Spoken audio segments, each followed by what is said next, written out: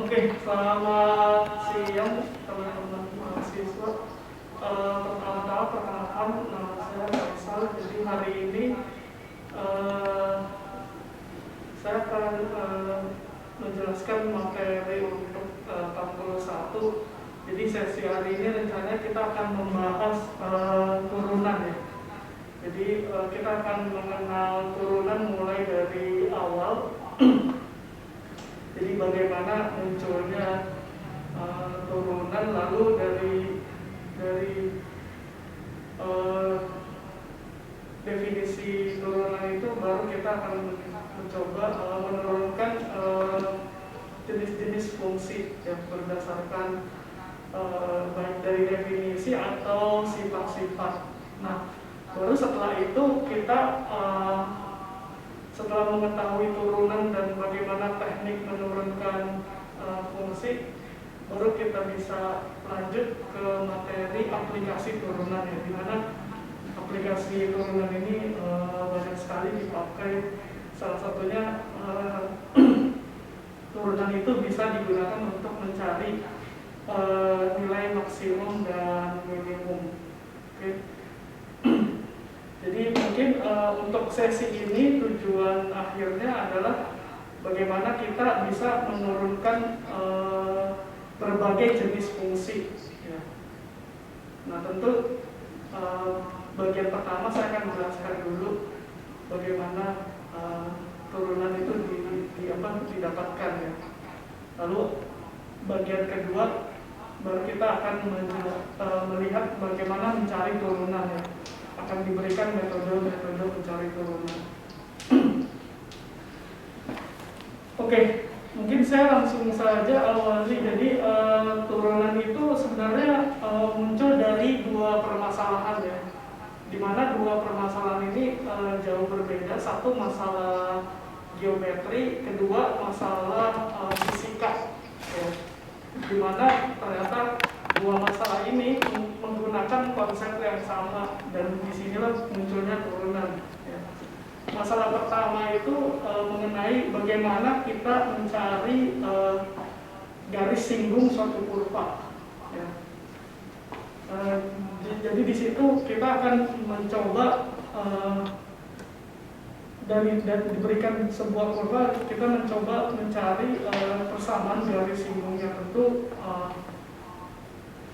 untuk mendapatkan garis tersebut ya akan dicari gradien garis singgung terlebih dahulu. Nah, di situ dari pencarian gradien itu kita akan mendapatkan turunan.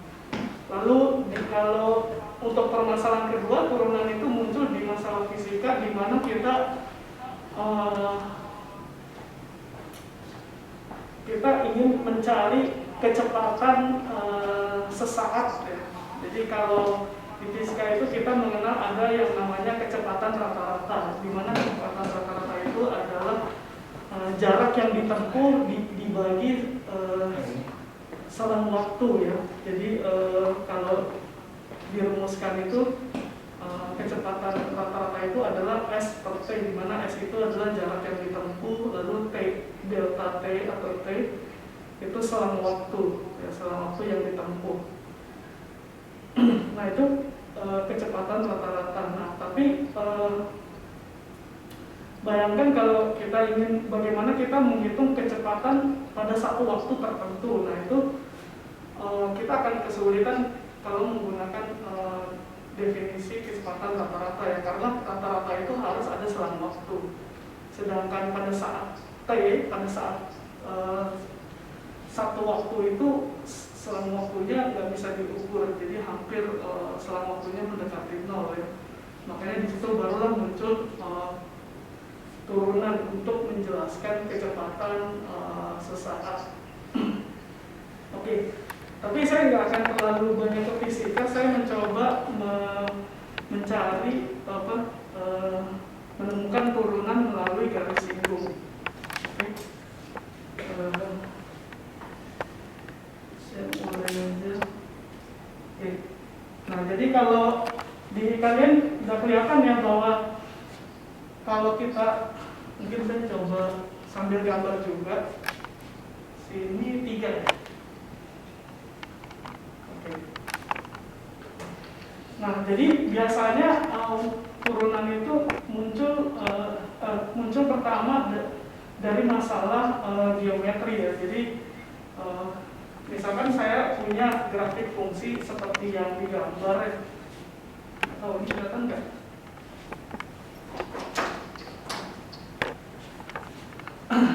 Hapus. Oke, saya coba gambar grafik fungsi ya, mungkin mirip seperti atas ya, di slide. Jadi kalau saya punya grafik fungsi y sama dengan fx ya. Di sini kita punya secara umum ya, jadi tidak diberikan formulanya. Jadi sebagai contoh y sama dengan ini bisa x kuadrat atau x pangkat 3 ya.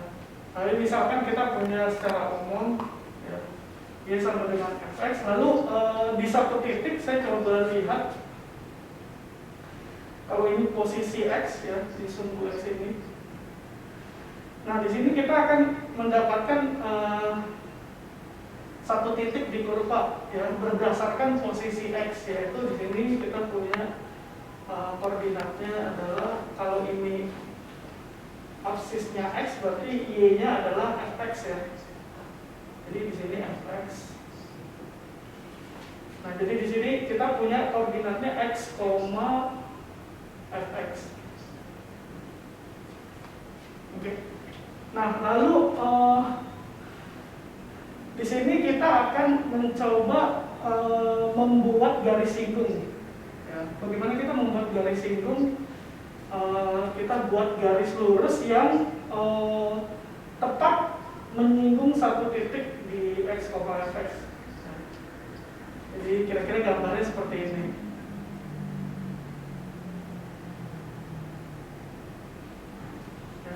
Ya. Nah, jadi inilah yang kita sebut namanya garis singgung di titik x, fx. Ya. Nah, pertanyaannya, bisa nggak kita mencari persamaan garis singgung ini? Ya. Nah, kalau kita ingin membuat persamaan garis singgung, maka akan kalian sudah tahu banyak cara mencari formula persamaan garis singgung ya.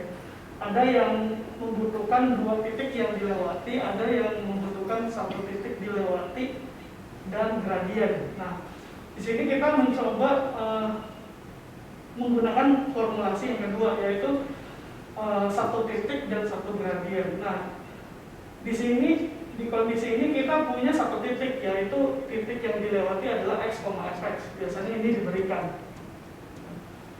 Nah, berarti kita tinggal membutuhkan 1 parameter lagi atau 1 besaran lagi, yaitu gradien ini. Ya. Pertanyaannya, bisa nggak kita mencari gradien garis ini? Ya. Karena nanti persamaannya akan dibentuk dari apa? Formula y min y1 sama dengan gradien ya. Gradiennya misalkan biasanya saya tuliskan m kali x min x1. Untuk titik yang dilewati kita ambil dari titik yang ini. Jadi ini yang akan jadi x1, y1. Nah, berarti kita masih membutuhkan 1 besaran lagi, yaitu gradien. Nah, yang ini yang akan kita coba cari. Bagaimana kita mencari m yang ini atau gradien garis singgung. Oke. Nah, kenapa? Itu kameranya blur, Pak. Kameranya blur? Iya. Oke, saya coba zoom ya. Zoom. Tuh lihat di tempat. Udah kelihatan belum? Udah, Pak. Kurang naik sedikit, Pak. Oh, kurang naik. Kameranya. Oke. Ini? Terlalu dekat. Lagi, Pak. Oh, terlalu dekat. Ini? Naik sedikit lagi, Pak. Naik dikit lagi. Udah? Ya, sudah, Pak. Ya. Jadi, Terima kasih, Pak. sama-sama.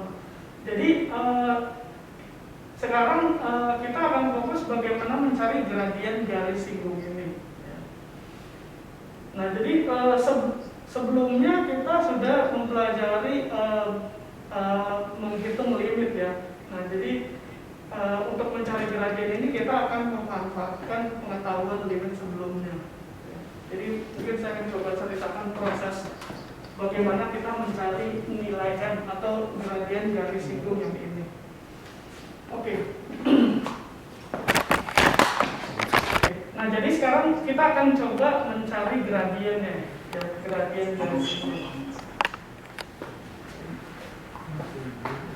Ini saya hapus dulu.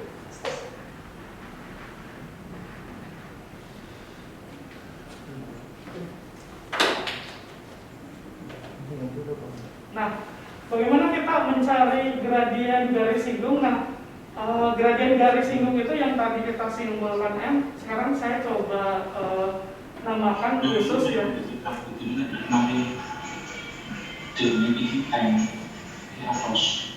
Ya, gradien garis singgungnya saya namakan khusus sekarang supaya kalian tidak bingung. Gradien garis singgung itu kita namakan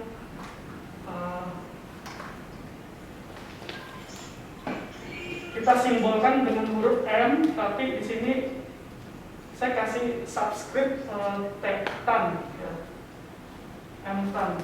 Jadi saya namakan khusus gradien garis singgung. Ini nama saja ya, nggak usah dipusingkan kenapa namanya seperti itu. Nah, berikutnya apa? Berikutnya saya mencoba mencari satu titik di kurva, ya. Mencari satu titik di kurva lagi. Tapi kita akan mengandalkan titik X. Ya. Nah, satu titik di kurva itu saya akan coba ambil yang berjarak H, yang berjarak H dengan X. Ya. H itu nanti kita bisa ambil positif atau negatif. Ya. Misalkan ya karena jarak pasti kita ambil yang positif. Jadi kalau saya ambil satu titik yang berjarak H dengan X berarti kira-kira posisinya di sini, betul ya? Di sini X plus H. Oke, berarti jaraknya adalah jarak X dengan X plus H adalah H, betul? Nah, sekarang kalau saya ambil di X plus H, maka saya akan dapatkan satu titik di kurva ya, dari X plus H ya. Nah, saya berarti dapatkan dua titik, titik kedua ya, yang ada di kurva, yaitu berdasarkan X plus H ini. Nah, kira-kira nilai fungsinya berapa kalau di X plus H? Kelihatan nggak ini X plus H? Kelihatan, Pak. Ya, kelihatan ya. Nah, kira-kira kalau posisinya di X plus H, nilai fungsi, nilai di kurva ini berapa kalau di X plus H? Karena kita punya fx, maka kita tinggal substitusi saja ya. Maka nilai y-nya adalah berapa di sini? X plus H. fx plus H. Betul, fx plus H ya. Jadi kita punya nilai y di X plus H di kurva adalah fx plus H. Nah, selanjutnya kalau kita punya dua titik, nah di sini saya akan coba hubungkan dua titik antara X sama X plus H. Jadi kira-kira gambarnya seperti ini. Ya, mungkin nggak terlalu kelihatan perbedaannya. Ya. Nah, jadi di gambar itu kita punya dua garis sekarang. Satu garis singgung yang warna hitam, satu lagi adalah garis yang melewati dua titik di kurva. Ya. Nah, kita sebut namanya ini garis sekant. Ya. Yang biru kita sebut namanya garis sekant.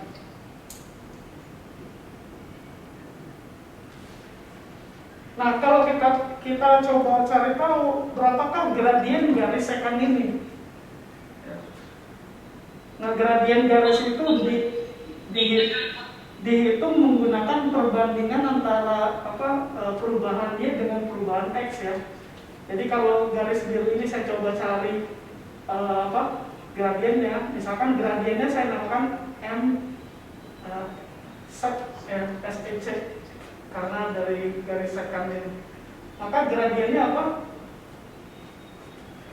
Gradiennya itu bisa dihitung dari perbandingan antara delta Y per delta X. betul, delta Y per delta X ya.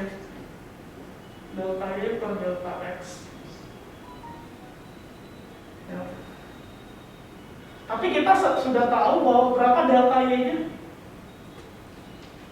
Delta Y ini berapa?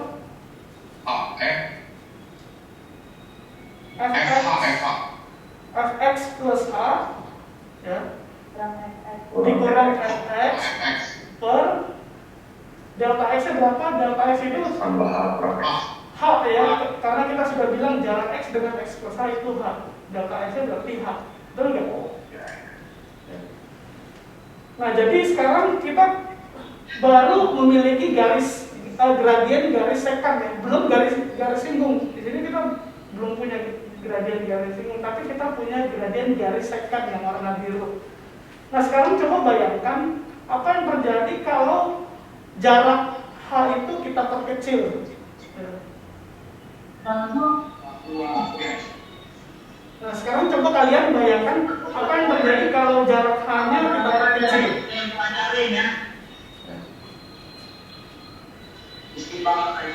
Jadi kalau kalian bayangkan nanti garis yang biru ini ya, kalau H-nya diperkecil itu lama-lama gradiennya itu akan sama dengan gradien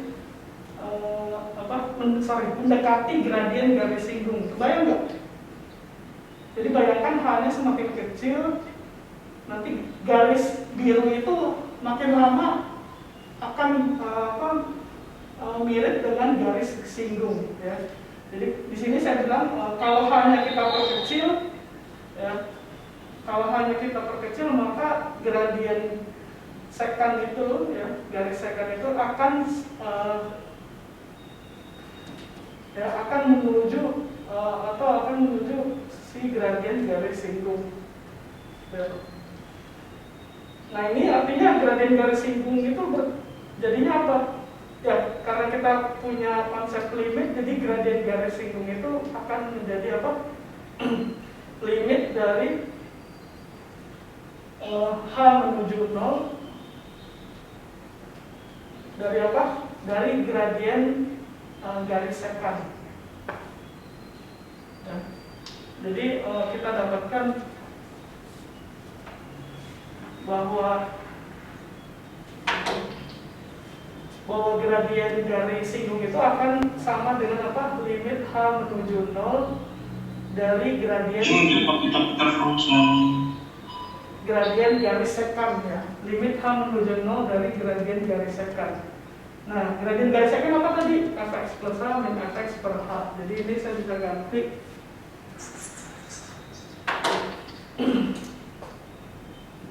Fx plus H min Fx per H.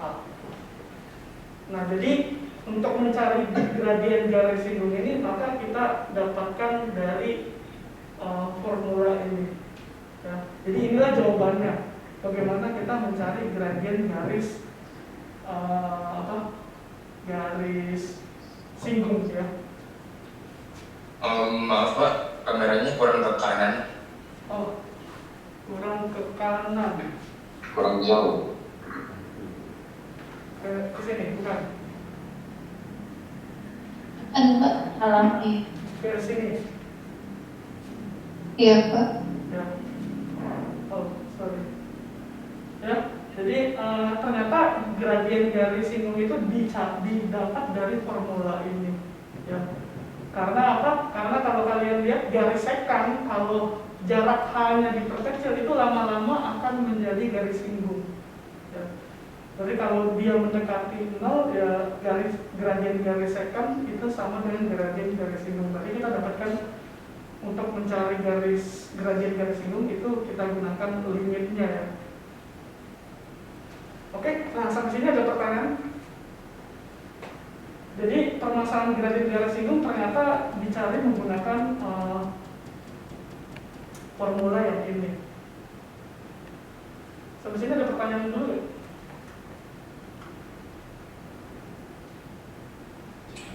Maaf Pak, saya masih bingung.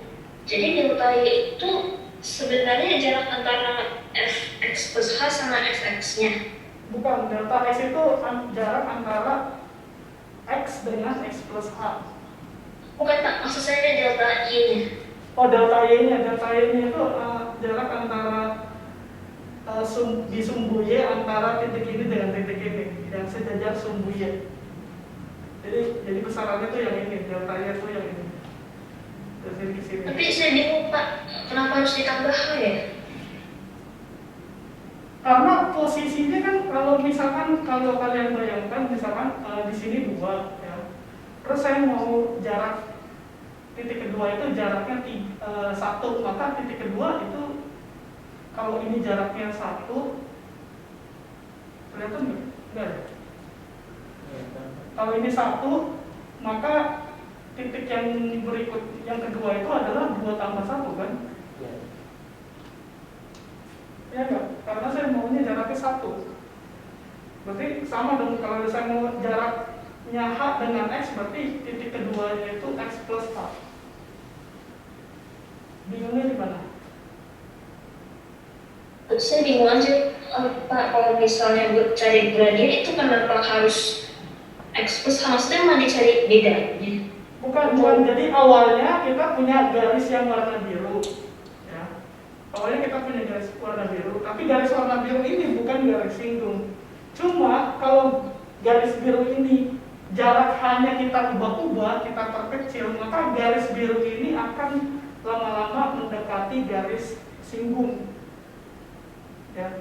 Jadi garis singgung itu gradiennya dicari menggunakan yang garis biru ini, tapi kita limitkan karena kalau diperkecil saja dia cuma mendekati. Jadi kalau mau persis sama dilimitkan jadinya. Jadi garis biru itu cuma garis bantu untuk mendapatkan gradien garis singgung.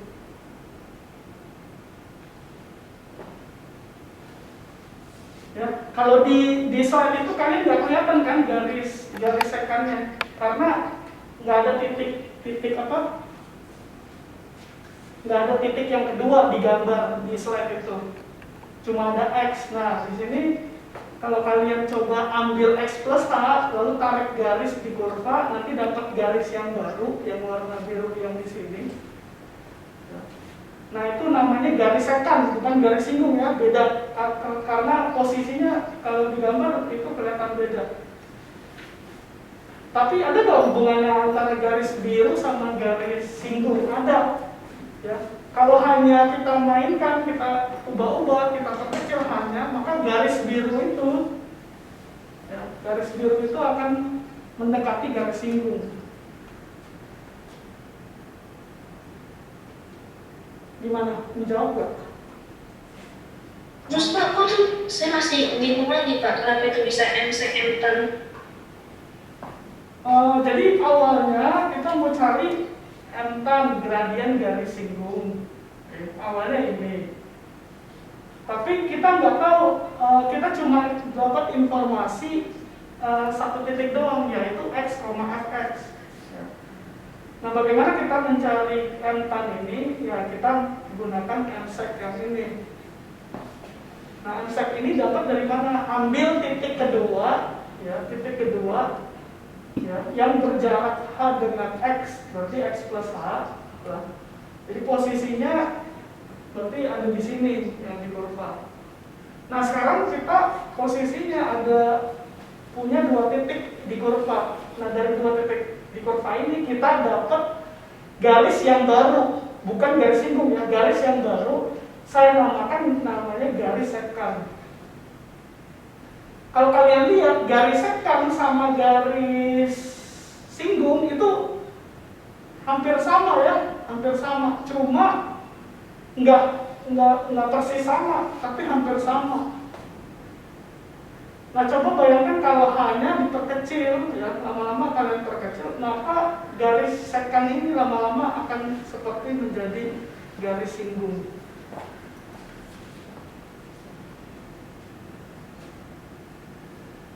Mungkin kalian Jadi Pak, buat cari entang itu pakainya MSEC itu. iya, tapi dilimitkan karena kalau hanya cuma diperkecil saja, dia cuma mendekati.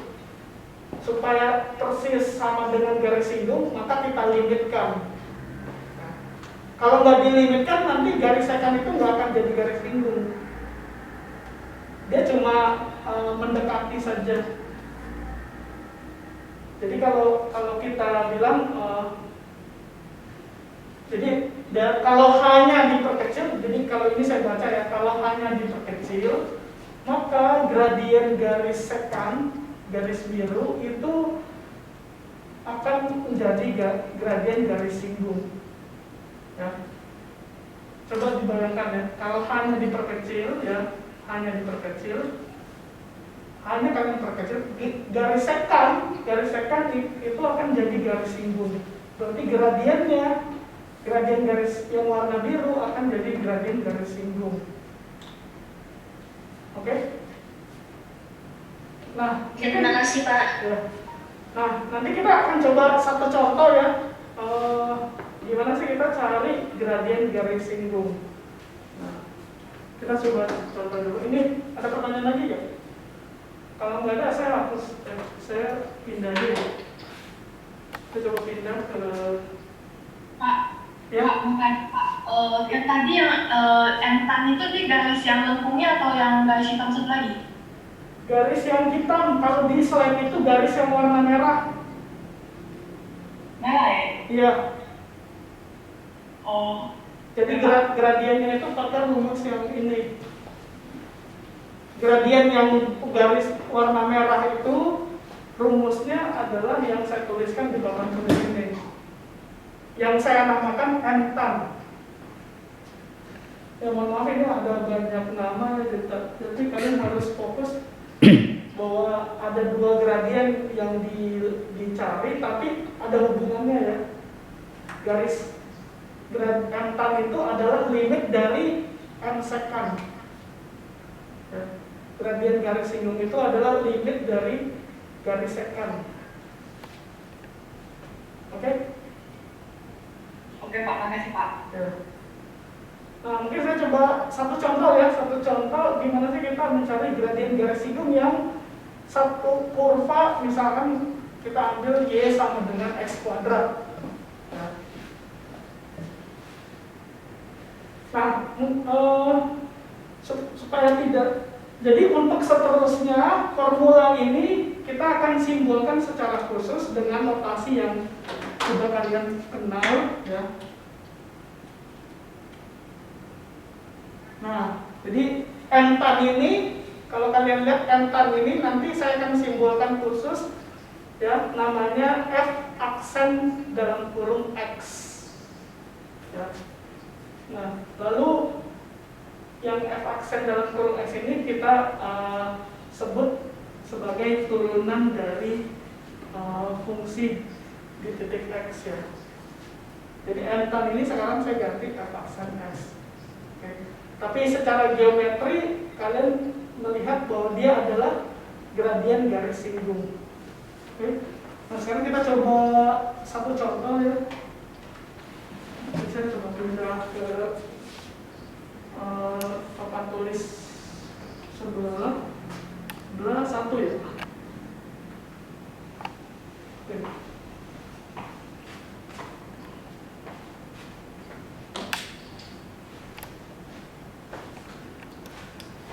Oke, jadi saya coba akan mencari gradien garis singgung untuk satu kurva tertentu. Misalkan kita ambil kurvanya Y sama dengan X kuadrat. Jadi saya ambil Y sama dengan X kuadrat. Ada yang tahu grafiknya Y sama dengan X kuadrat?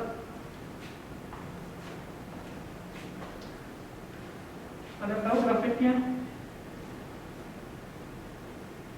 Bentuk Untuk parabola terbuka ke atas di mana puncaknya di 0,0, bukan puncak, titik terendahnya di 0,0.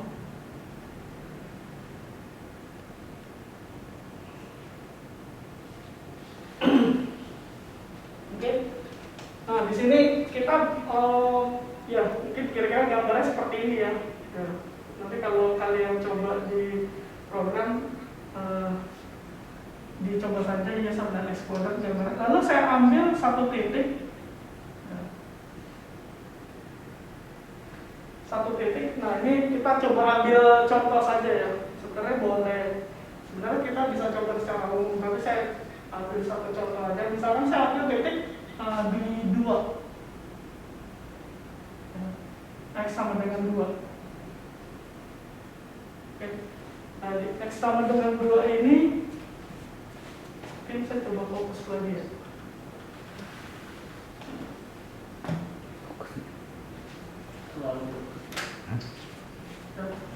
Jadi kita ambil coba di X sama dengan 2. Kalau di X sama dengan 2, maka titik di kurvanya Y-nya berapa? 4 ya. Jadi di sini 4.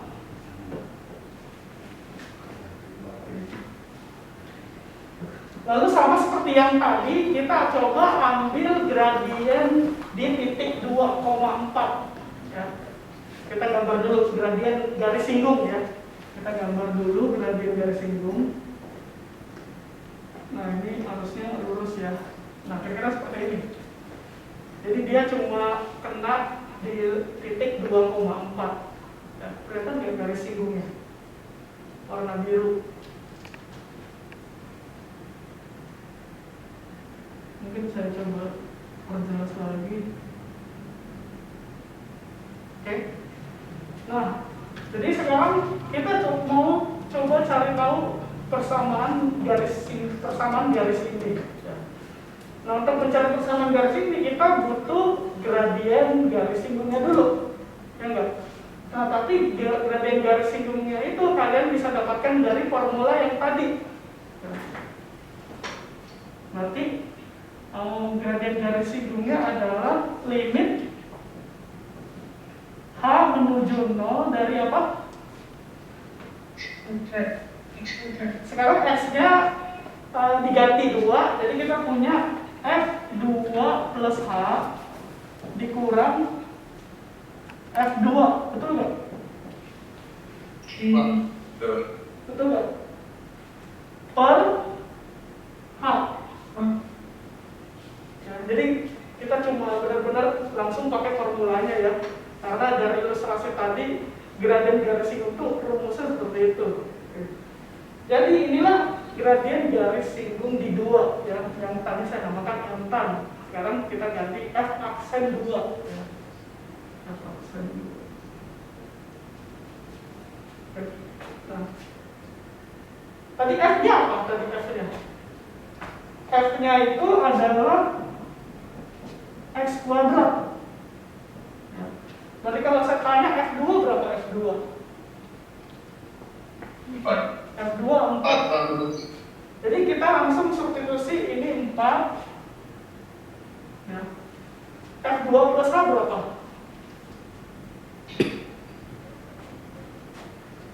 Substitusi X-nya dengan 2 plus H di X kuadrat dapat berapa?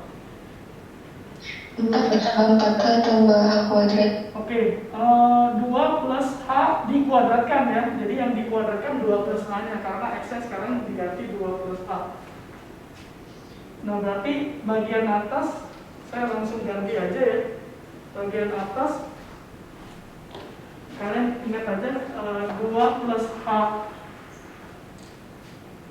karena papan tulisnya terbatas, jadi 2 plus H kuadrat dikurangi tadi berapa? F2 4 ya? 4.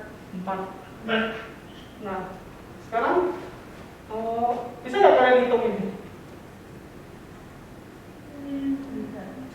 Bisa. Tapi kita uraikan dulu 2 plus H kuadrat itu jadi apa? 2 plus H dikuadratkan jadi apa?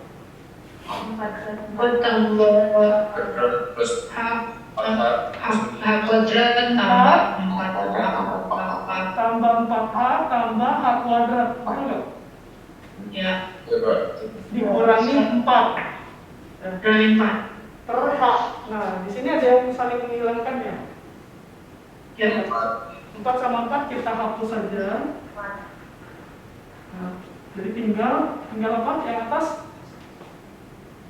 4H tambah 4H tambah H kuadrat. Ya. Tapi yang atas itu semua suku mengandung H, berarti H-nya kita coba keluarkan. Ya. Berarti kita dapat apa? H kali 4 tambah 4 plus H, betul nggak? tambah 4 plus H. Ya. Jadi sekarang penyebut dan pembilang sama-sama punya konstanta H, jadi kita coret lagi ya. Oke. Ya, kita coret lagi, kita hapus. Jadi kita dapatkan berapa? 4 plus H 4 plus H. Berapa limitnya ini? Kalau H-nya menuju 0, udah bisa hitung limit? 4. 4. Ya. Jadi gradien garis singgung di 2 ya, yang kita sekarang namakan F aksen 2 itu hasilnya adalah 4. Ya.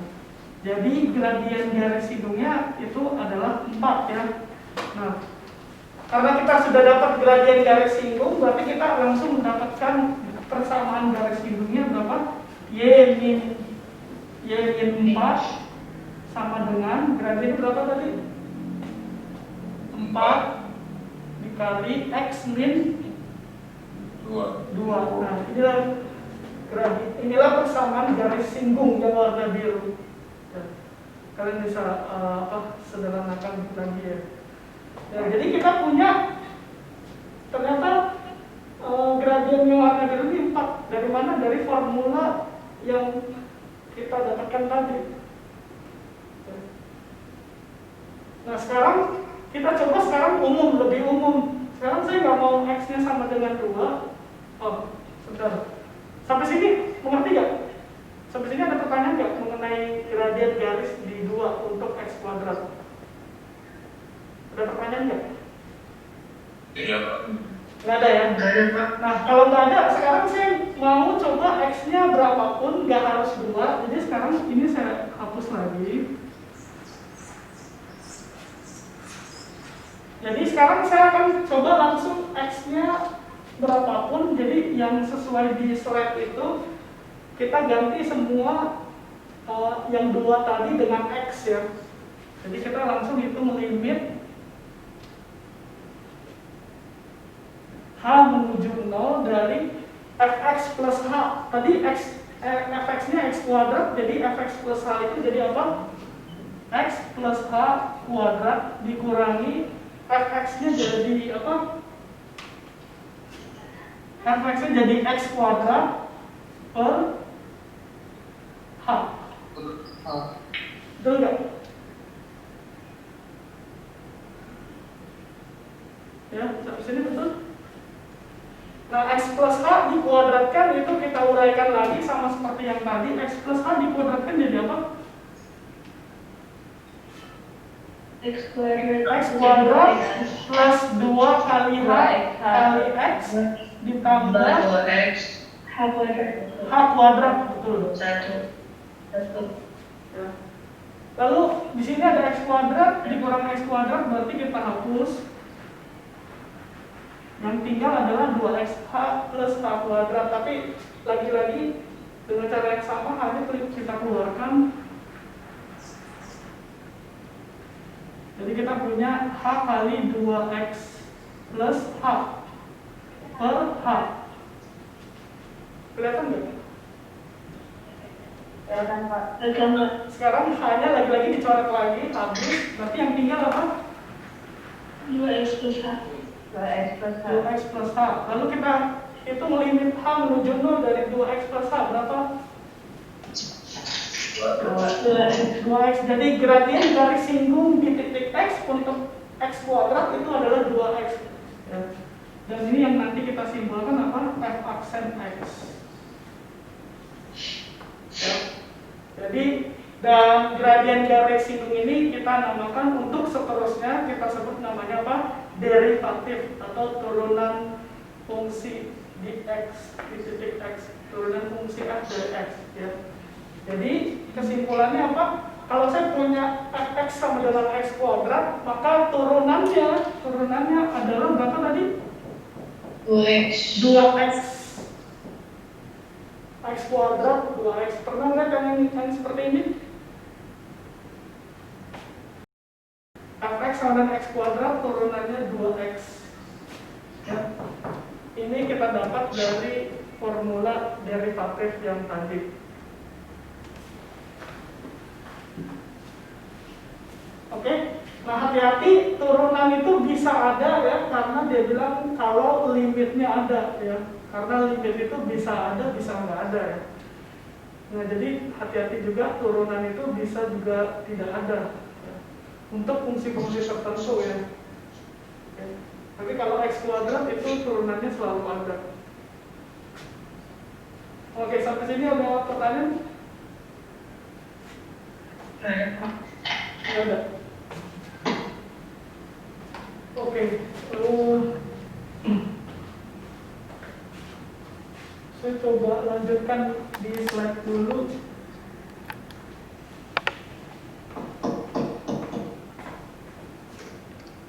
Nah, jadi munculnya formula yang ada di slide itu ya, pertama satu dari masalah geometri yang tadi ya, mencari gradien singgung, maka dapatlah kita bahwa ini adalah secara geometri adalah gradien garis singgung. Tapi untuk seterusnya karena dia bisa kita substitusi x-nya berapa ya, kita simbolkan bahwa ini adalah simbolnya f aksen x ya, atau dibaca turunan f di titik x. Derivative of a function f with respect to x. Ya, simbolnya f, terus ada aksen di atas ya.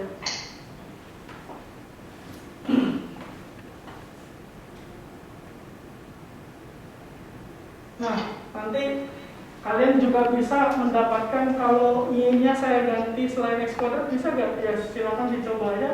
Kalau di contoh itu, kalau saya ganti y-nya sama dengan akar x dengan proses yang sama, maka saya dapatkan turunannya adalah 1/2 akar x ya.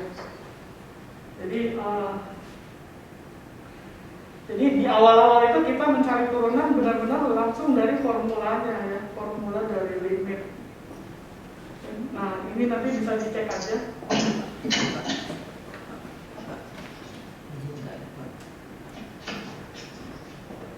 Oke.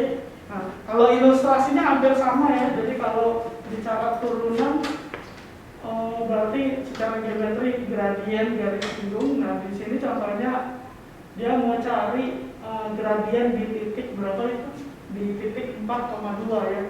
X-nya 4, Y-nya 2. Tentu butuh gradien yang merah nih, butuh gradien dulu. Nah, gradien itu dicari menggunakan formula turunan.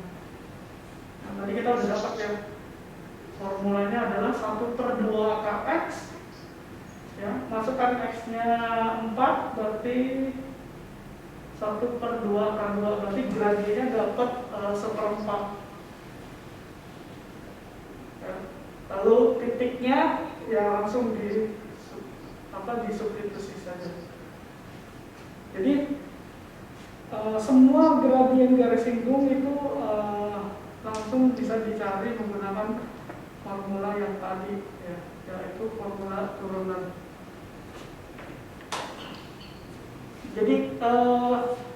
Jadi kira-kira seperti itu munculnya turunan ya, dari masalah geometri. Maka untuk seterusnya kita akan coba fokus bagaimana mencari turunan untuk suatu fungsi.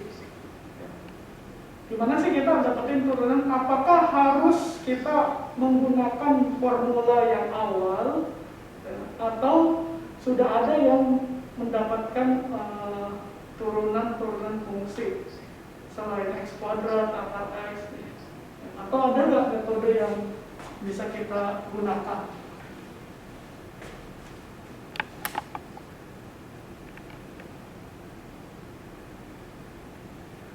Nah ini ada beberapa contoh yang fungsi yang tidak punya turunan ya. Nah kalau kalian lihat di slide itu di titik 0, jadi fungsinya itu seperti garis biasa tapi dia terputus ya, karena dia seperti naik tangga gitu. Sebelah kiri 0 itu 0 terus, sebelah kanan 0 naik terus, 1 terus, jadi dia seperti naik tangga loncat. Terus ditanya, turunannya di 0 ada nggak? Nah secara geometri gimana kalian menggambarkan gradiennya di titik 0? Secara geometri sulit kita gambarin. Ya. Dan kalau kita gunakan formulanya ya, yang limit, ternyata limitnya tidak ada ya. Karena ketika dihitung limit sebelah kiri berapa? Limit sebelah kiri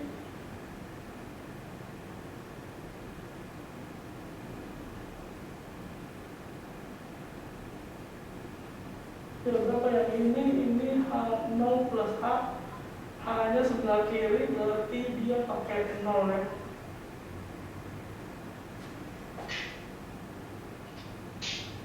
Ini ya, ini tinggal kurang 1 min 1 per H, H-nya negatif. Nah yang ini nanti dapatnya berapa nih? H0 plus A ini 0 karena hanya negatif, lalu H0 itu dapatnya 1 karena dia nilainya 1 sampai 0, jadi 0 kurang 1 min 1 ya, min 1 per H. Nanti kalau kalian coba hitung yang limit kanannya itu jadi 0 ya. Nah, jadi limit kirinya min 1 per H, limit kanannya 0, jadi dia nggak mungkin sama, artinya limit kiri dan kanannya beda. Maka turunannya di 0 tidak ada karena limit di 0 tidak ada. Limit yang ini ya, limit H menuju 0 dari yang ini kan formula awal ya, formula awal.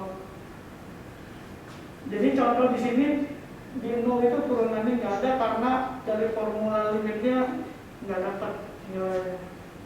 Bahkan kalau kalian coba bayangkan secara geometri, limit di 0 ya, atau garis singgungnya itu nggak bisa kita gambar. Jadi hati-hati, untuk beberapa fungsi ada yang punya turunan, ada yang enggak. Nah ini contoh yang nggak punya turunan. Nggak punya turunan berarti secara geometri kita nggak bisa gambarkan garis singgungnya. Gimana kita gambarkan garis singgungnya? Kalau di titik 0, kalau fungsinya seperti ini. Ya. Jadi kita coba lihat berikutnya.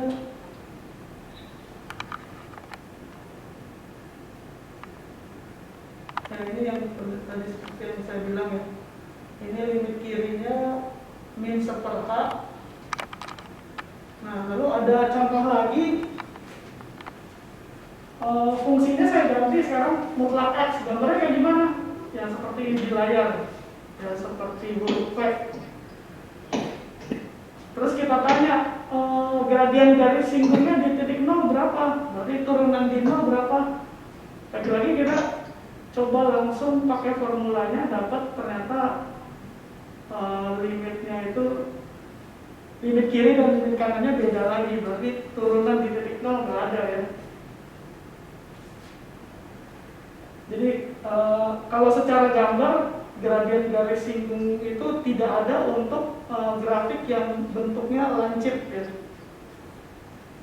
Jadi kalau kalian lihat di sini di 0 itu bentuknya lancip. Jadi kalau kita gambar garis singgung dia nggak ada untuk titik sudut yang seperti ini.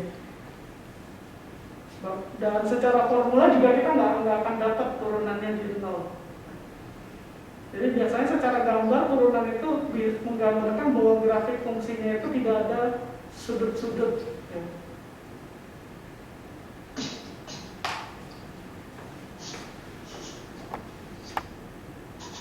Ya, ini penjelasannya kenapa turunan di 0 nggak ada, karena pakai formula limitnya itu kiri dan kanan beda. Kirinya -1, kanannya 1, jadi limit kiri dan kanannya berbeda. Nah, lalu apa yang bisa disimpulkan dari turunan di satu titik? Ternyata turunan itu bisa menjelaskan bahwa fungsi itu bersambung atau putus di titik, ya.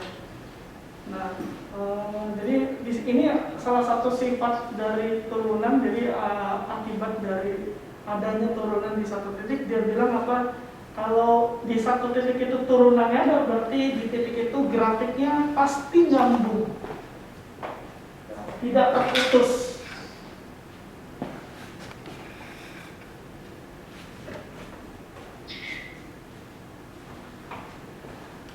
Nah, mungkin Pak boleh bertanya nggak ya Pak? boleh, silakan. Pak, itu tadi yang bentuk grafik yang tidak ada turunannya, apakah ada hubungannya dengan bentuk tertentu Pak? Yang mana? Yang ini? Yang bentuk ketiga dan contoh keempat itu Pak, apakah ada hubungannya dengan bentuk tertentu?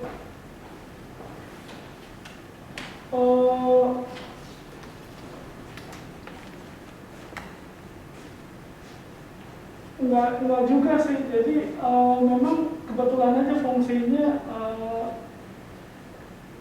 Fungsinya memang kalau yang bentuk lancip itu nggak ada turunannya.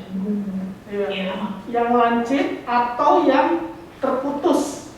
putusnya. Terputus. Jadi kayak yang contoh sebelumnya. Contoh 3 discontinue ya Pak. Berarti kalau dia discontinue, dia tidak ada garis singgungnya ya? Nggak ada garis singgungnya, ya soalnya kenapa dia terputus di situ gitu. Oh iya. Jadi cara mengenali ada turunan atau enggak salah satunya yang tadi, bahwa dia terputus nggak di situ. Kalau terputus kemungkinan ya pasti nggak ada turunannya. Terus kalau dia di titik itu lancip ya sudut, nah itu juga nggak ada turunannya. Kasusnya seperti ini. Ya. Berarti kalau dia discontinue itu pasti nggak ada turunannya ya Pak ya? Nggak ada garis singgungnya. Iya. Kalau Terputus. dia discontinue.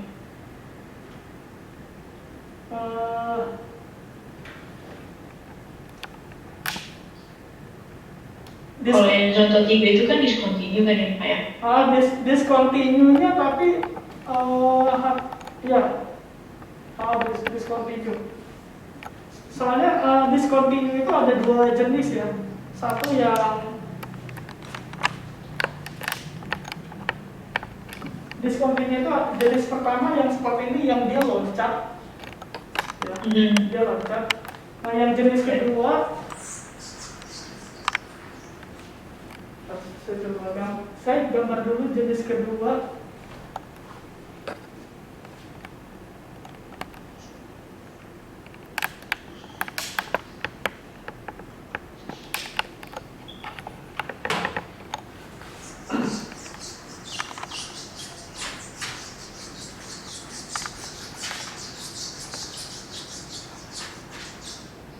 Jenis kedua itu yang discontinue itu yang dia nilainya tuh bolong, ya, artinya di situ nggak ada nilainya, atau ini jenis yang kedua ya, ini yang jenis kedua, atau yang digambar bolong juga di satu titik tapi nilainya bukan di kelanjutannya itu, jadi seperti ini. Jadi ada dua, satu yang ini bolong tapi tidak diisi di sini gitu, di tempat lain, atau sama sekali bolong. Oh iya. Nah, jadi terputus. Iya Pak, continue ya. Nah, jadi kalau kita punya turunan apa akibatnya? Nah, akibatnya seperti yang dibilang di teorema 1, dia bilang apa? Kalau di titik itu ada turunan, dia pasti continue ya, dia pasti tidak terputus gambarnya di titik itu. Artinya di titik itu harus nyambung ya, nggak boleh terputus. Iya, Pak. Tapi jangan dibalik ya, jangan dibalik. Kalau nyambung, pasti ada turunannya nggak? Nyambung ada turunannya, Pak. Oh, nyambung. Kalau continue ada turunannya ya? Belum tentu juga ya. Kalau continue tapi lancip, nah itu nggak ada turunannya. Oh, Ya. Nah ini kan di titik nol nyambung ya, nggak terputus ya. Tapi karena dia lancip, nah ini nggak ada turunannya. Jadi turunan itu cuma bilang dia nyambung atau enggak. iya, Pak. Oke? Nah, Itu aja, Pak. Terima kasih, Pak. ya. Pak, saya masih nggak ngeh yang tadi itu kenapa kalau bentuk lancip itu nggak ada turunan? Nah itu secara gambar ya, secara formula limitnya itu nggak ada. Tapi bukannya kontinu, Pak. Maksudnya Jadi ini bedakan. kiri kanan. Iya, bedakan antara continue dengan turunan. Kalau continue itu di titik itu dia nyambung atau enggak. Kalau turunan, gradien garis singgungnya ada atau enggak gitu.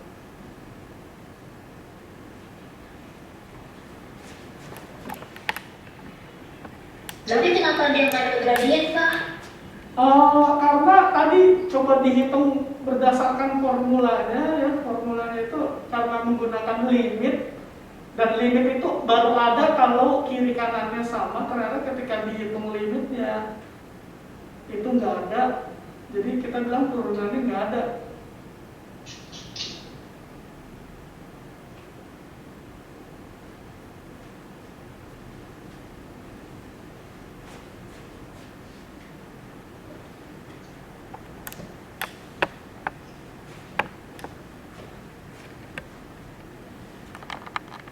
Soalnya kalau kalian gambarkan garis singgung, maka harus dilihat garis singgungnya seperti apa ya. Jadi kalau lancip seperti ini, kira-kira garis singgungnya arahnya kemana? Nah ini yang membingungkan. Kenapa? Karena arahnya itu bisa macam-macam kalau lancip. Ya. Makanya ketika kita cari gradiennya itu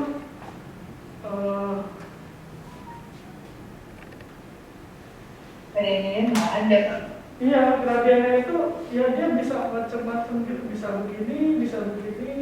Jadi kita nggak punya ketentuan bahwa gradiennya itu dapatnya cuma satu ya. Karena dia bisa begini, ya, bisa mengikuti yang dari sebelah kanan, tapi dia juga bisa mengikuti yang sebelah kiri.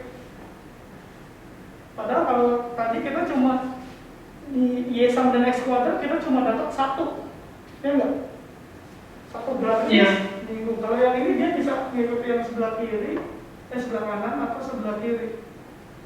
Dan itu dia beda garisnya, makanya ketika lancip dia nggak bisa ikutin, dia nggak bisa dapat satu garis singgung yang sama.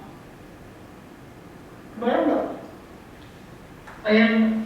Tapi Pak, kalau persamaan garis lurus gitu berarti juga bisa sama dong garis singgungnya. Kalau garis lurus,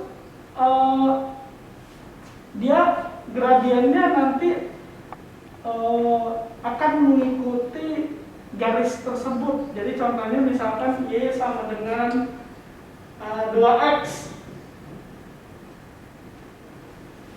Bentar. Nah, contoh Y sama dengan 2X. Y sama dengan 2X itu garis bukan? Garis. Sekarang coba berapa gradien garis singgungnya? Dua. Sama nggak gradien garis singgungnya dengan gradien garis Y sama dengan 2X? Sama nggak gradiennya? Sama kan ya? Gradien garis singgungnya 2, gradien garisnya berapa? Iya. Betul. 2. Iya, Pak. Sama kan ya? 2. Ya, jadi Kalau garis itu gradien garis singgungnya sama dengan garis itu sendiri. Oke? Makanya kalau yang gambarnya lancip gini, dia bingung nih milih garis singgungnya yang mana ya, yang kiri atau yang kanan gitu. Ya.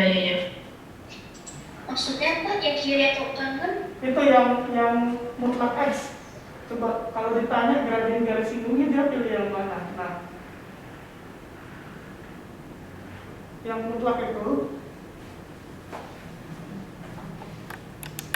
yang mutlak tadi, yang mutlak ini kan di titik 0 kan ada 2 garis ya.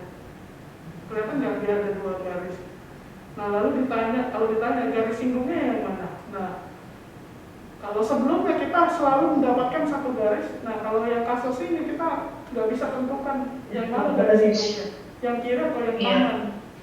Nah itu makanya kita bilang di titik 0 nggak ada turunannya, nggak ada gradien garis singgungnya.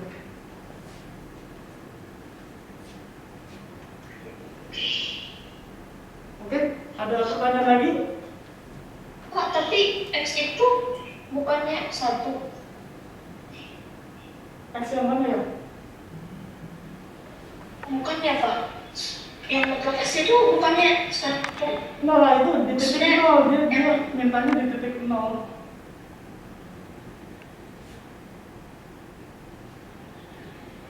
Jadi nggak bicara X sama dengan 1 dong.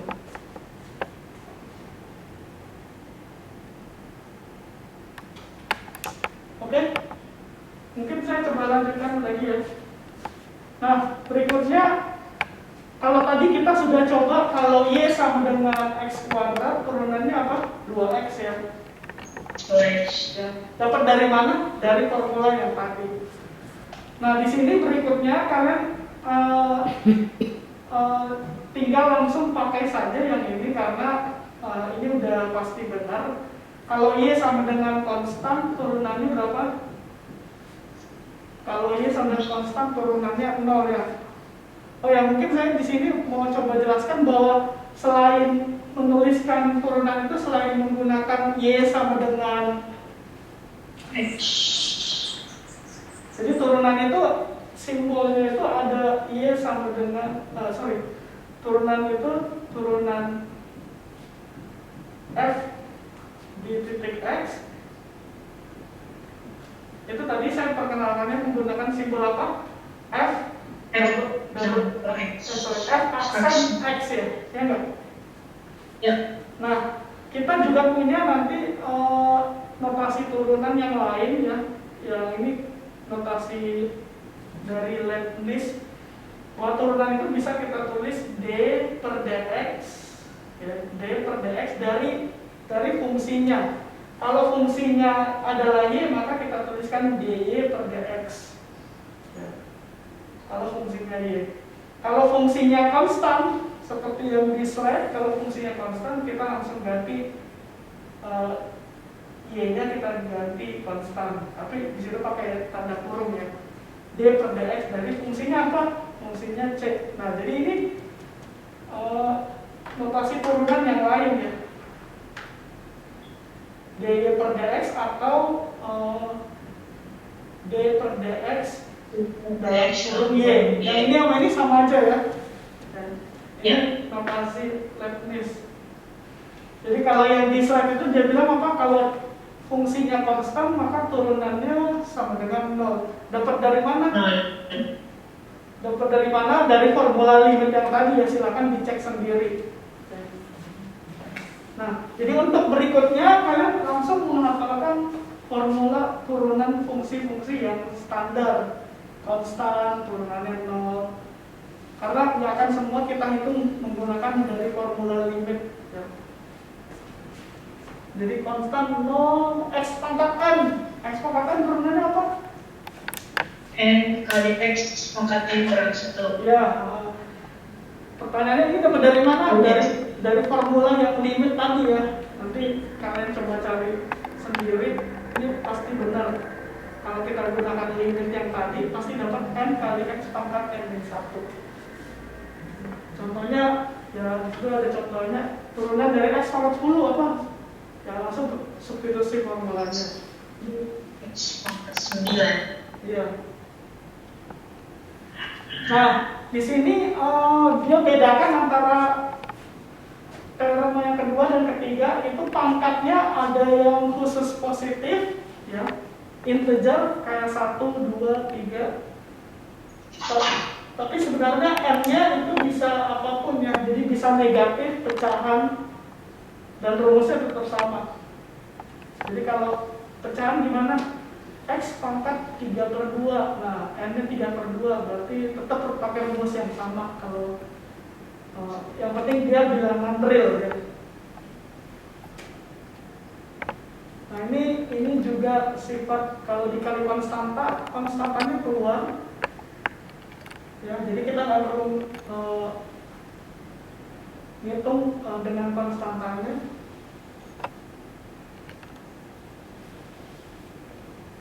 Kalau dua fungsi dijumlahkan juga ini udah tahu semua ya. Ini turunan masing-masing dijumlahkan. Oke, sampai sini ada pertanyaan dulu?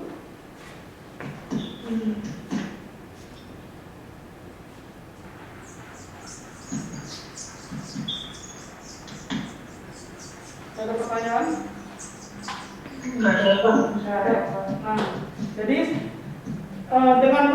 untuk mencari turunan kalian tadi bisa menggunakan formula limit yang pertama kali yang saya jelaskan ya dari garis ini, atau kalian gunakan basic rules yang tadi ya, basic rules yang x pangkat n konstan, lalu penjumlahan lalu apa lagi tadi, dikali konstan ya.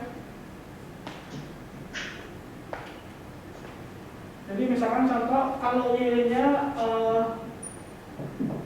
x pangkat 4 min 2x kuadrat plus 5, gimana kita cari turunannya yang ini?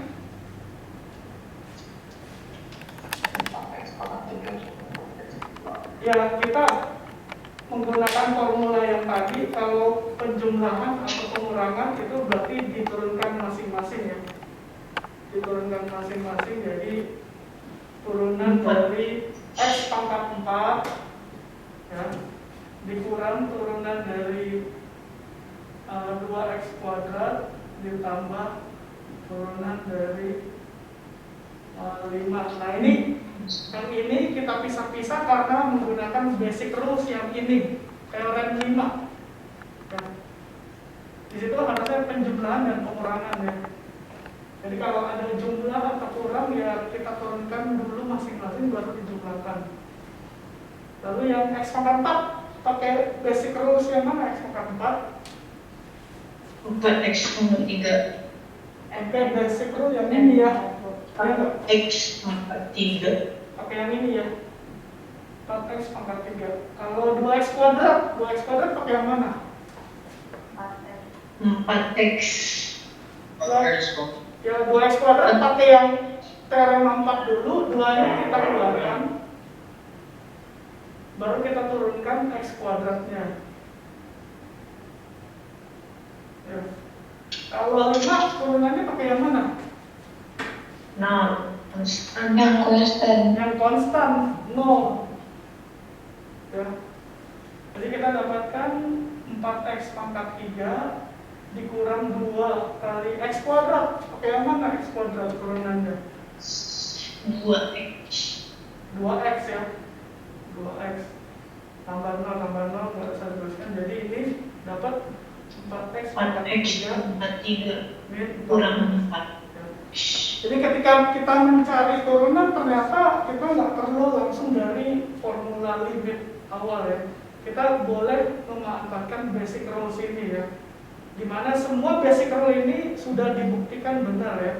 Jadi sudah dicari menggunakan formula limit. Jadi kita tinggal mengingat-ingat saja atau menghafalnya. Oke?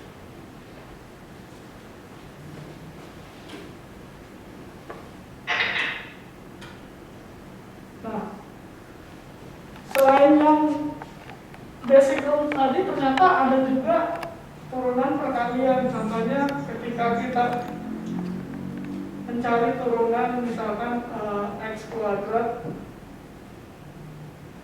tambah 3 dikali misalkan apa ya, akar x gitu.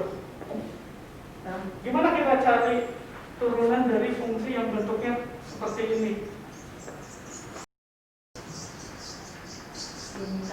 X kuadrat plus 3 dikali akar x. Nah, karena ini bentuknya perkalian dua fungsi, maka kita bisa gunakan yang rule yang berikutnya, yaitu aturan perkalian ya. Aturan turunan perkalian. Udah tahu semua aturan turunan perkalian? Ya, kalau F kali G atau mungkin kalau dulu U kali V, turunannya apa? U aksen V tambah UV aksen. Ya betul, U aksen V tambah UV aksen. Nanti kalian langsung substitusi ya. Dan ini udah dijamin pasti benar menggunakan formula limit. Kalau nggak percaya dicobain aja cari limitnya. Ya. Kalau pembagian juga sudah tahu tuh. Pembagian sudah tahu ya. Ya. U per V kurang UV aksen per V kuadrat. Oke. Ya. Jadi kalau ketemu, misalkan ketemu Y sama dengan X kuadrat plus 3 per misalkan apa ya, X pangkat 5 gitu, plus 7 ya. Langsung kalian, oh ini U per V. Turunannya gimana? Pakai yang quotient rule. Quotient rule. Bisa nggak kalian dapetin turunan X kuadrat plus 3? Bisa, pakai aturan yang sebelumnya. Nah, X kuadrat 2X 3 0, berarti yang ini turunannya 2X. Yang bawah berapa turunannya? X pangkat 5 5X pangkat 4. Iya, 5X pangkat 4. Pakai aturan yang sebelumnya. Jadi sampai sini kalian sudah bisa menurunkan beberapa bentuk fungsi ya, fungsi khusus. Ya, X pangkat N, ya, polinom, perkalian polinom sama polinom, pembagian, terus apa lagi? Pembagian udah tadi contohnya mungkin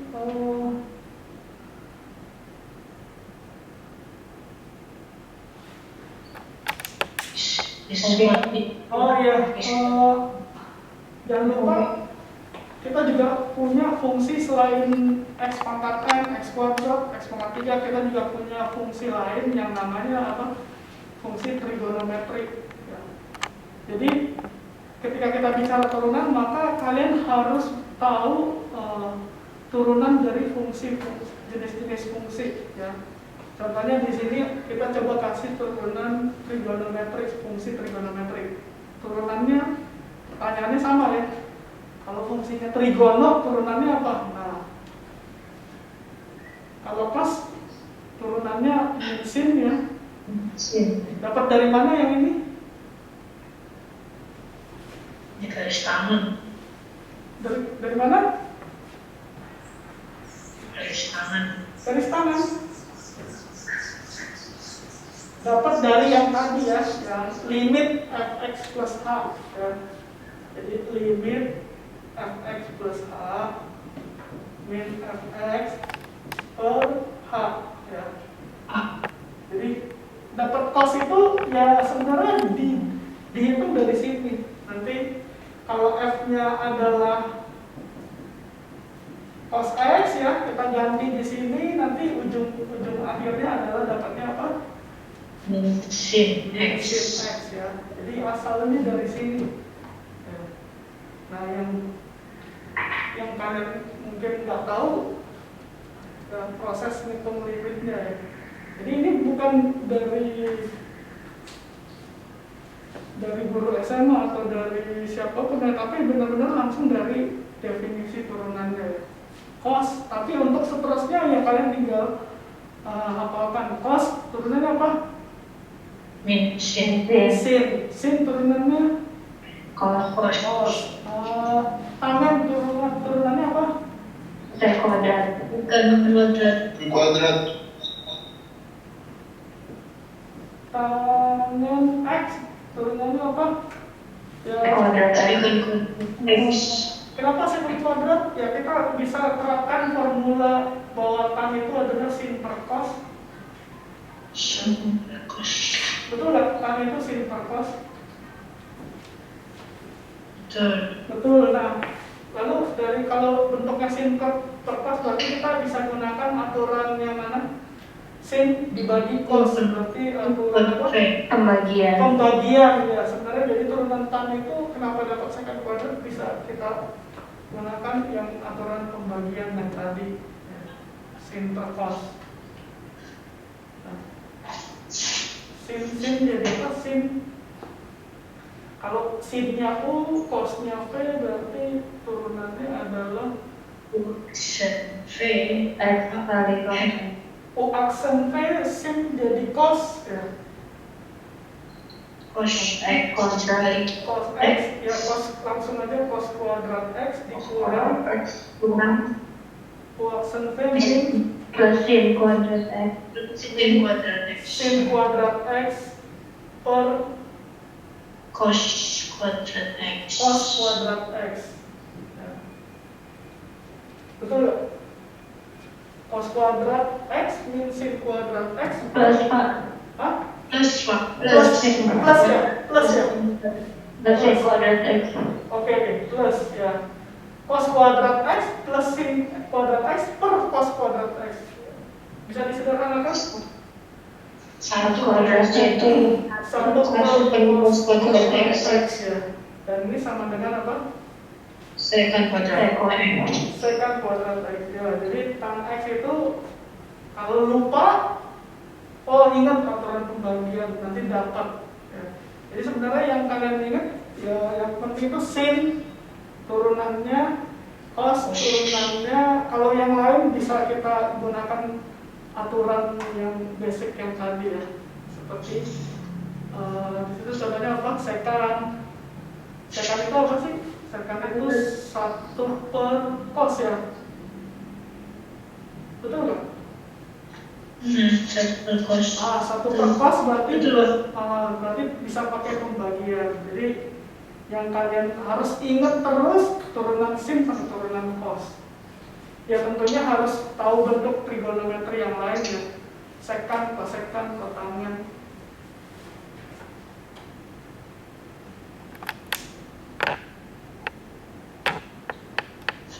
Nah ini contoh saja, jadi gimana kita turunkan secant X kali X tambah tan X.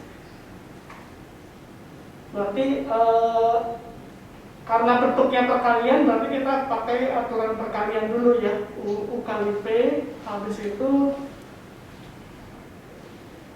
ya setelahnya langsung kita coba apa?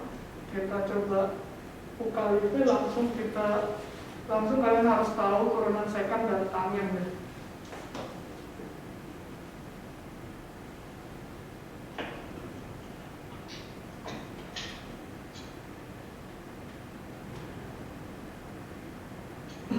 Oke, jadi mungkin kita coba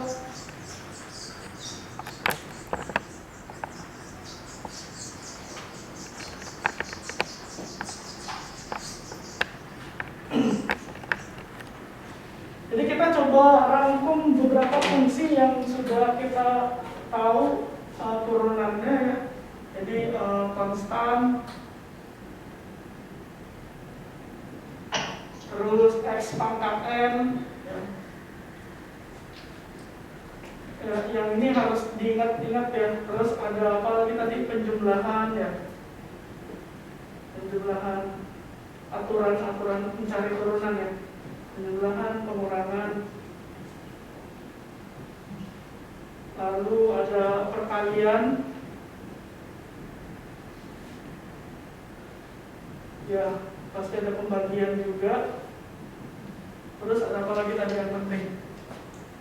Trigonometri ya, trigonometri ini harus semua diingat-ingat terus, karena setiap dikasih fungsi pasti akan ditanya ini turunannya apa? Turunannya apa? Nah, masih ada lagi nggak selain yang ini? Ternyata masih ada lagi ya, karena fungsi-fungsi itu ada banyak jenisnya. Enggak sih. Ya, salah satu fungsi lainnya yang kalian lihat itu adalah salah satunya adalah fungsi logaritma ya. Fungsi logaritma, tapi di sini yang dikasih logaritma natural dulu ya. Ln x. Nah, ln x itu, dan tahu gambar fungsi ln x? Enggak. Ada tahu nggak fungsi ln x? Karena Fungsi ln x itu hampir mirip dengan akar x, tapi dia ada dari bawah ya, dari bawah. Nah, kira-kira gambarnya seperti ini. Nah, jadi kalau digambar ln x itu seperti ini.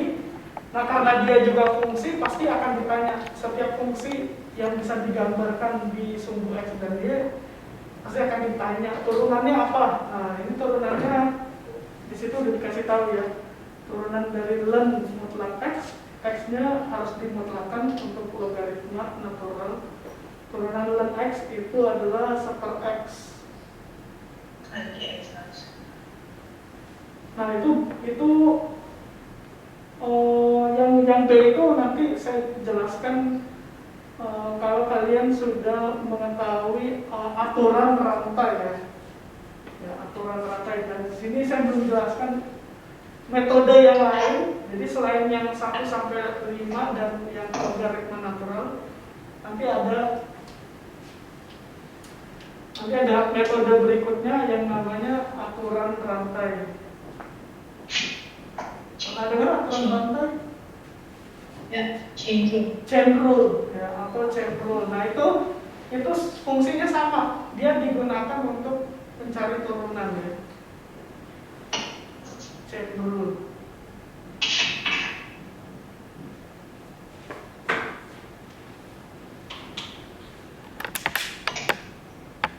Nah, ini oke.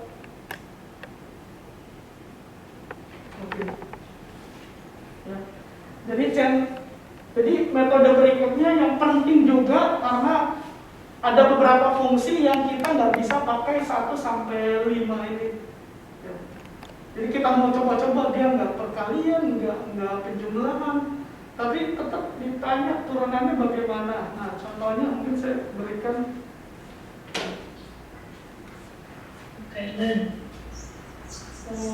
Nggak harus ln juga, yang penting bentuknya itu dia seperti gabungan fungsi ya.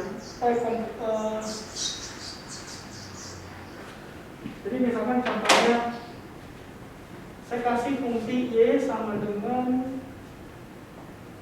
saya coba yang ekstrim sedikit, x kuadrat plus 3 pangkat 100 gitu.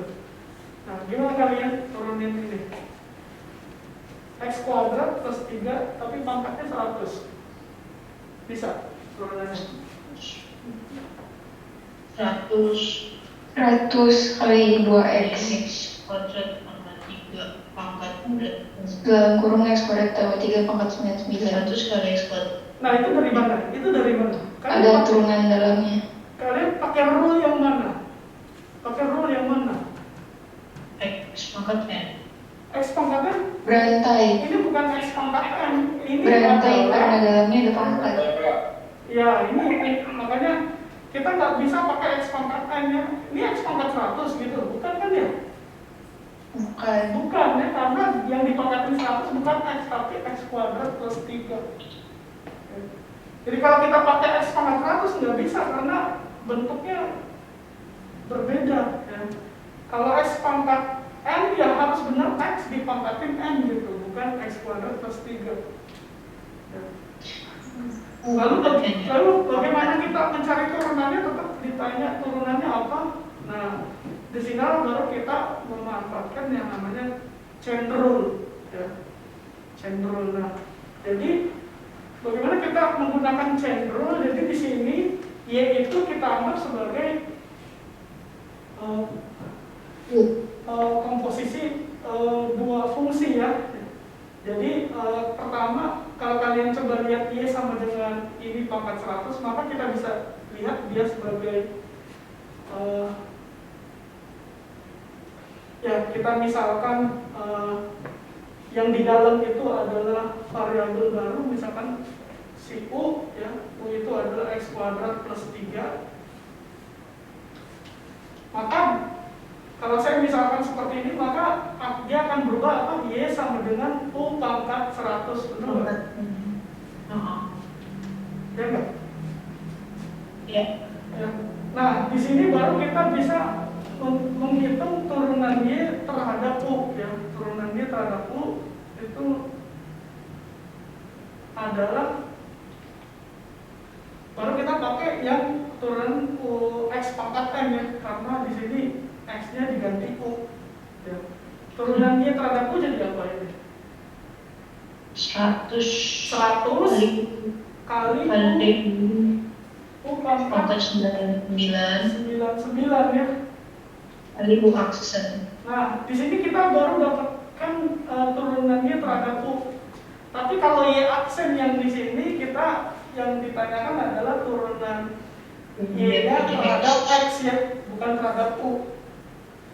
Jadi kalau di sini kita cuma dapatkan turunan Y terhadap U, bagaimana dengan turunan Y terhadap X? Maka dari chain rule itu, dari sifat chain rule kita dapatkan turunan Y terhadap X adalah turunan Y terhadap U dikali turunan U dikali DU X terhadap X, ya. Nah, inilah yang kita sebut namanya aturan rantai. Jadi turunan Y terhadap X yang awal tadi itu sama dengan apa? Turunan Y terhadap U. Turunan Y terhadap U kita punya apa? 100 kali U pangkat 99 dikali ya, 2 kali 2X. turunan U terhadap X kita punya di sini U sama dengan X kuadrat plus 3. Berapa turunannya X kuadrat plus 3? 2X. 2X 2X plus 0. Ya, 2X plus 0 atau 2X saja. Ya.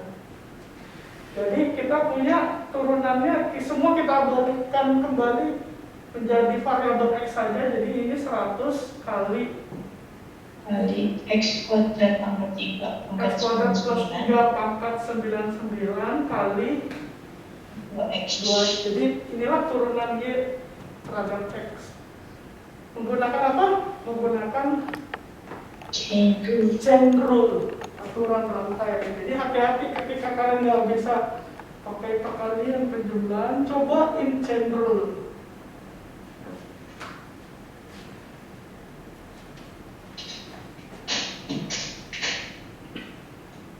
Oke, sampai sini ada pertanyaan. Jadi kalian sudah banyak metode untuk mencari turunan, ya. Jadi tinggal kalian ingat-ingat lagi ini pakai apa, atau ada apa? Oh, ada trigonometri, oh ingat trigonometri. Ada perkalian, ingat perkalian.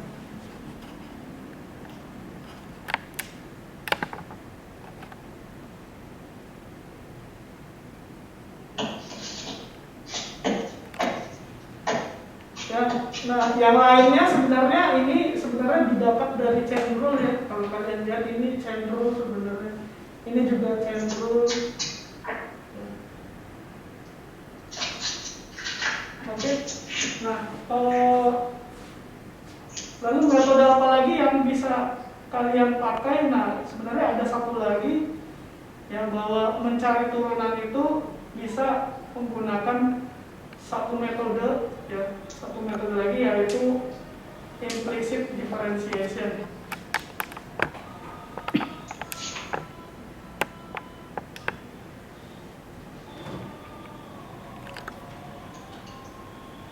Nah, mungkin ini satu metode yang terakhir, ya. Jadi ketika kalian disuruh mencari turunan, jadi dikasih fungsi Y sama dengan fx, kalian disuruh mencari Y aksen, ya, atau dy per dx.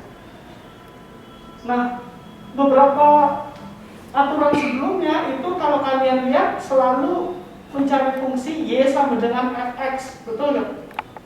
Y sama dengan apa? Nah, ada satu saat kalian akan mendapatkan bahwa fungsinya tidak ditulis dalam Y sama dengan. Ya, contohnya kayak gimana? Contohnya seperti ini.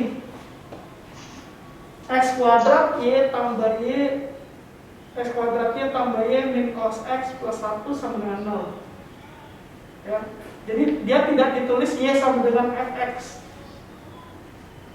Nah, bagaimana kalau di fungsi Y-nya tidak ditulis sebagai Y sama dengan Fx? Bagaimana kita mencari turunannya? Ya, salah satu caranya adalah kita coba tuliskan Y sama dengan Fx. Tapi kalau tidak bisa, maka kita terpaksa harus menggunakan yang namanya implicit differentiation.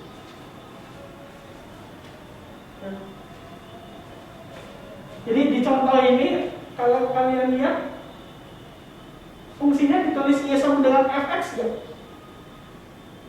Iya, Pak. Enggak ya? Nah, tapi pertanyaan masih sama, Y aksennya apa? Y aksennya apa? Nah, kalau misalkan dia tidak bisa ditulis Y sama dengan Fx, kita masih bisa mencari turunannya. Kita bisa mencari turunannya. Caranya gimana? Caranya namanya implicit differentiation. Nah, jadi contohnya seperti ini. Jadi kalau tidak Y sama dengan Fx, kita langsung turunkan sebelah kiri terhadap X, sebelah kanan terhadap X. Ya.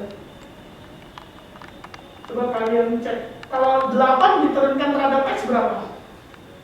0. Jadi lihat yang luas kanannya 0 ya. Betul nggak? Iya, Pak. Nah, pertanyaannya yang sebelah kiri nih. Yang sebelah kiri kita turunkan terhadap X. Nah, kalau kita turunkan terhadap X, maka karena dia ada pengurangan penjumlahan, berarti kita turunkan dulu masing-masing. Ya. Oh, di sana ada Y pangkat 4, berarti Y pangkat 4 nanti kita turunkan. Di sana ada 2Y pangkat 3, berarti nanti kita turunkan.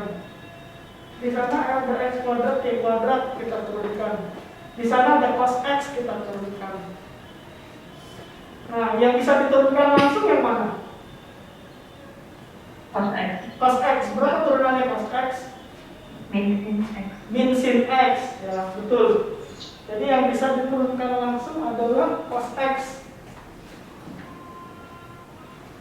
Ya, dapat min sin X. Nah, pertanyaannya, Y pangkat 4. Y pangkat 4 turunannya gimana?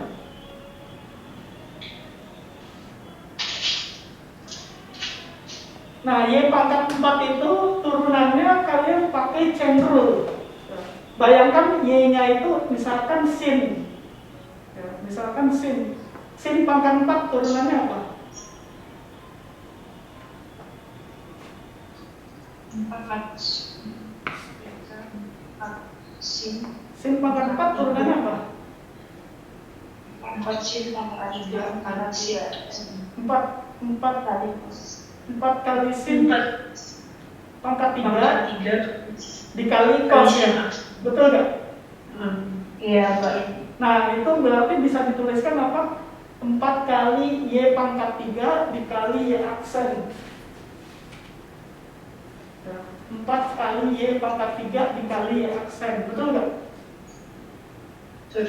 Iya, Pak. 4 kali sin pangkat 3 dikali turunannya sin. Chain rule ya.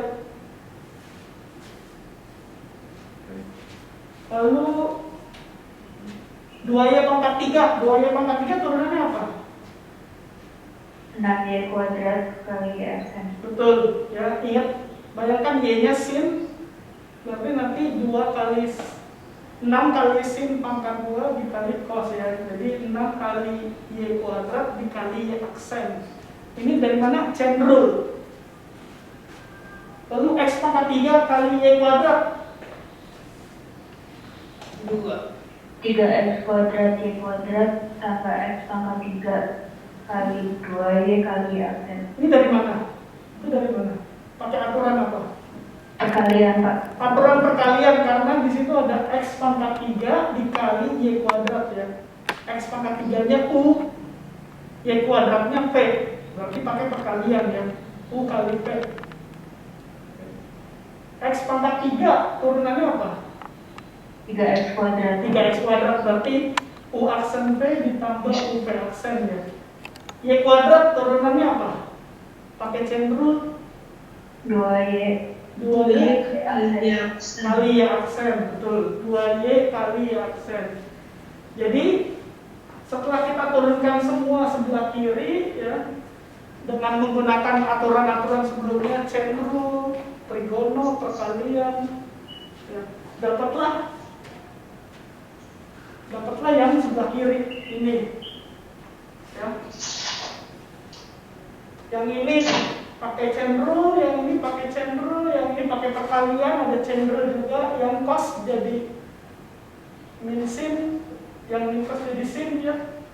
Lalu habis itu apa? Karena yang tidak ada dy dx apa y aksen, kita pindahkan semuanya ke sebelah kanan ya.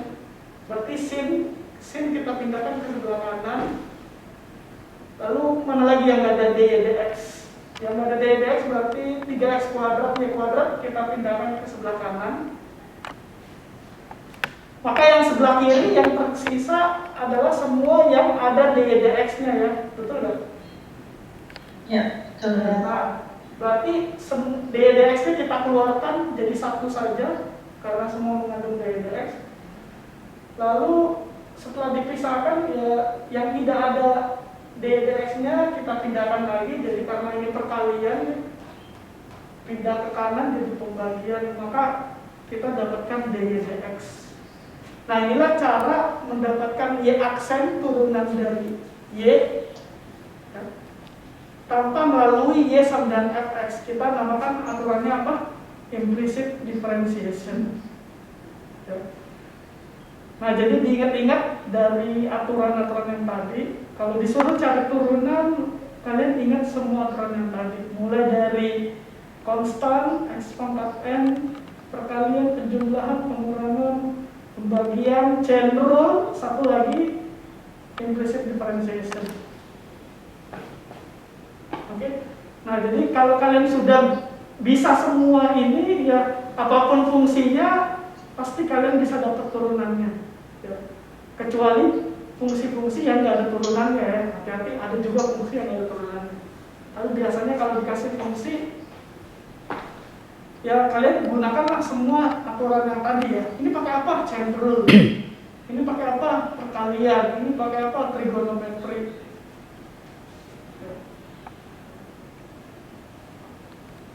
Oke, sampai sini ada pertanyaan?